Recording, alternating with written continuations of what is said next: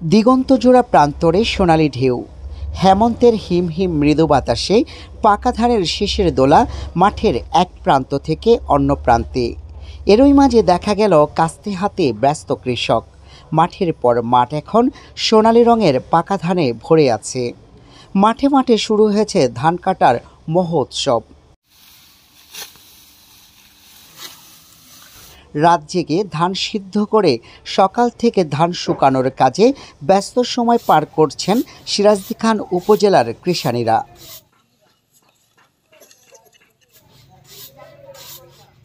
রাত দিন পরিশ্রম করেও যেন ক্লান্তি নেই তাদের। নিজ ক্ষেতের ধান ঘরে তোলার আনন্দে ভাসছেন তারা। উপজেলার বিভিন্ন এলাকা ঘুরে দেখা গেছে কৃষকরা ধান কাটতে ব্যস্ত, কৃষানীরাও উঠানে ধান ঝাড়তে ব্যস্ত সময় পার করছেন।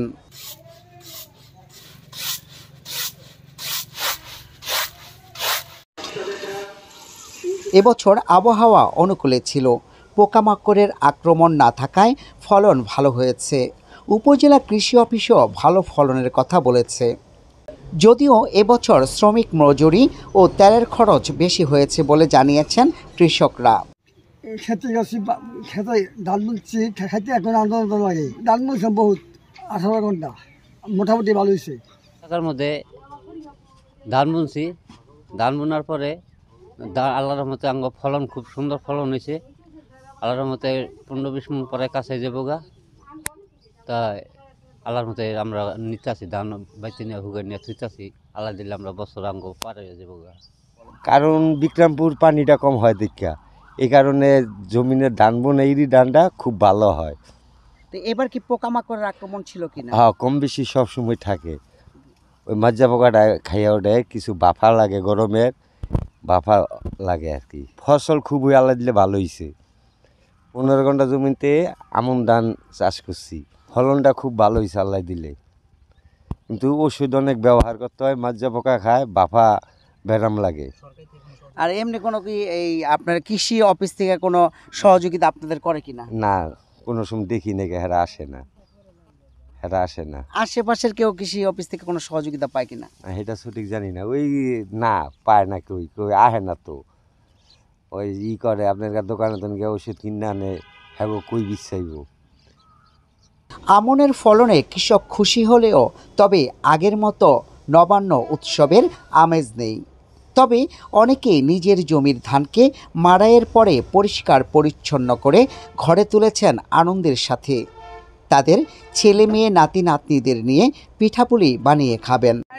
আসবো, আল্লাহ বাঁচালে পিঠা বানায় খাওয়ামু, শীতের মৌসুম আর শীতের পিঠার ওই কাল। এই যে আবাদ করতেছি আমরা দুজনে, মনে করেন বাবা এই নাক তোর বৌদির লেগে তো মনের একটা আনন্দেতে আমরা এই আবাদটা করি। নিজের জমিনের ধান মানে এই যে আনন্দ করে আমরা পিঠা বানায় খাওয়াইব ছেলেরা, তার বাদে নাক তুরে বৌদি সবাই আমরা একসাথে বইয়া খাবো। গ্রাম বাংলার হাজার বছরের পুরনো গ্রামীণ সংস্কৃতির নবান্ন উৎসব হারিয়ে গেছে। তবে কারো কাছে এ ধান নবান্নের উৎসবের চেয়েও বেশি। এ ধান থেকে চাল হবে, সে চালে যাবে 12 মাস। মানে কি নতুন চাল আর কি সারা বছর তো আর এখানে তো টাকা জমাইতে পারতাম না, যে টাকাটা আর কি ধানটা পাইছি সারা বছর তো খাইতে পারবো। আমার তো মনে করেন 12 ঘন্টা খেত, আমার বছরের যাই বেশি। মাশাআল্লাহ ভালো হয়েছে। উপজেলা কৃষি অফিস সূত্রে জানা গেছে, চলতি মৌসুমে উপজেলায় 2480 হেক্টরের লক্ষ্যমাত্রা নিয়ে 2693 হেক্টর জমিতে রোপা আমনের চাষ হয়েছে।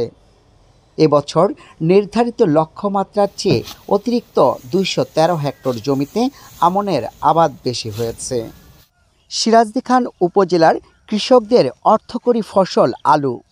আর আলুর পরে সিরাজদিখান উপজেলা এখন অর্থকরী ফসল হিসেবে দাঁড়িয়েছে আমন।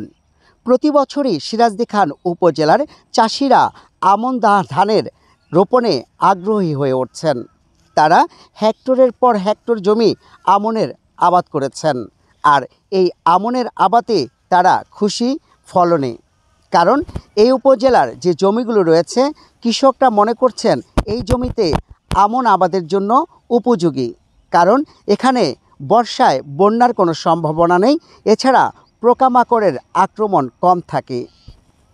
সিরাজদি খান উপজেলার মাঠঘাট ঘুরে মোহাম্মদ আমির হোসেন ঢালি, হ্যালো বিক্রমপুর।